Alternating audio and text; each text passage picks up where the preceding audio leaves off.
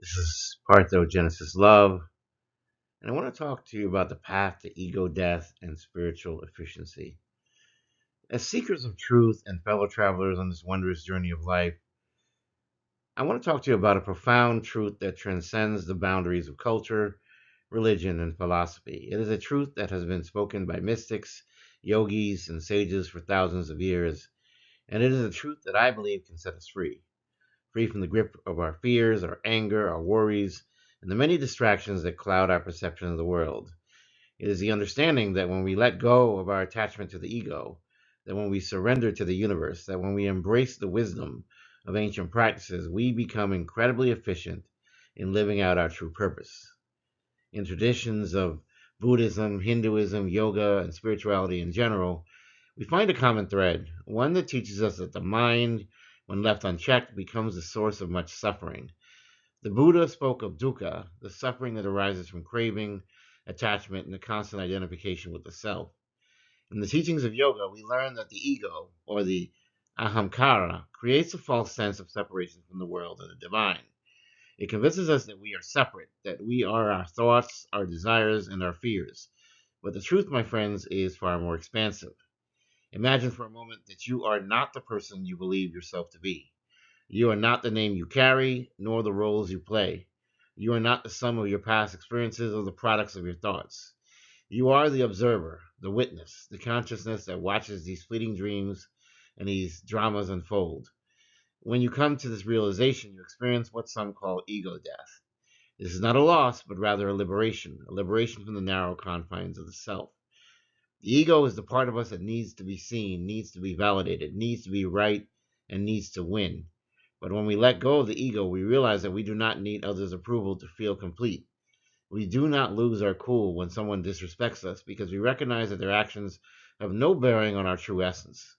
The disrespect is a projection of their own suffering, not a reflection of who we are deep down inside. In this state, we can act with compassion and equanimity. This is the teaching of the Buddha, metta or loving kindness in the face of adversity. In the Bhagavad Gita, Lord Krishna reminds Arjuna that detachment is the path to peace, for by detaching from the fruits of our actions, we can remain focused on our dharma, our true purpose, without becoming entangled in the emotions that would otherwise cloud our judgment. When we let go of the need to be attached to outcomes, we become free. This leads us to a powerful tool, which I call the mind blank, the ability to quiet the mind and create space within. In the practice of meditation, we learn to disconnect from the constant chatter of the mind, to experience moments of stillness where the noise of the world fades away. In the silence, we can hear the subtle whispers of intuition and insight. In this space, we can act with logic and clarity, free from the reactive forces of emotion. For years, I sought to emulate others, to feel the intensity of emotions, to embrace what I thought was the normal human experience. But in time, I realized that emotions, though they are part of our humanity, are not always helpful. In fact, they can be a serious source of self traumatization. When we react out of anger, fear, or worry, we create karma. We create emotional scars that hold us back. But when we learn to switch off the emotional reactivity, we gain the ability to respond rather than react. We create space for wisdom and discernment. This is where the practice of surrender becomes central. Surrendering to God, to the universe, to the flow of life is not about weakness. It's about acknowledging that we are not in control of everything. We trust that there is a greater intelligence at work. In surrender, we find peace, and in peace, we find the strength to carry out our purpose. It is like a river flowing effortlessly, without resistance towards the ocean. But when we resist, we struggle. And when we surrender, we flow. As we align ourselves with the universe, our higher selves, along with the divine, we find that life becomes simpler. Our purpose becomes clearer. We're no longer bogged down by the trivialities that drive others insane. We become focused, efficient, and powerful in our ability to take action. We stop chasing after distractions, stop trying to control the uncontrollable, and we start to do what needs to be done with calmness and grace. Buddhism teaches us the Four Noble Truths, one of which is that life is suffering and suffering arises from attachment. Hinduism teaches us the path of karma yoga, the yoga of selfless action, where we can perform our duties without attachment to the results. Yoga itself teaches us that the goal is to unite with the divine through the practice of mindfulness, breathing, and asana, and ultimately through the cultivation of a peaceful mind. When we embody these teachings, we become resilient, effective, and aligned with our highest potential. We can navigate the challenges of life with ease, knowing that we are not the victim of our circumstances, but the creator of our reality.